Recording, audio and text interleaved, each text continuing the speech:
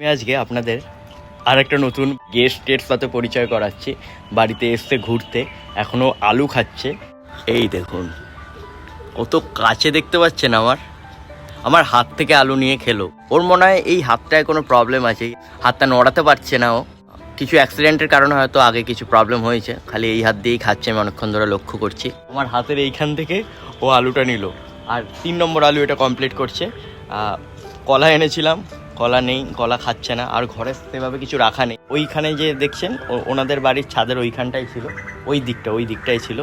ওকে আলু দেখালাম, ডাকলাম, ও এখানে চলে এলো। এখানে এসে হাত দিয়ে নিয়ে খেতে আরম্ভ করেছে।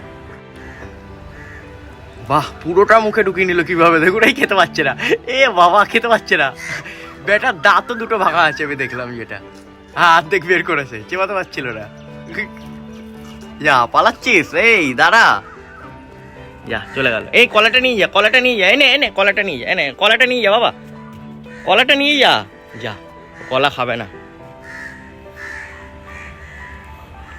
কিরে, ওর বন্ধু বান্ধবদের দেখছে, কোথায় গেল।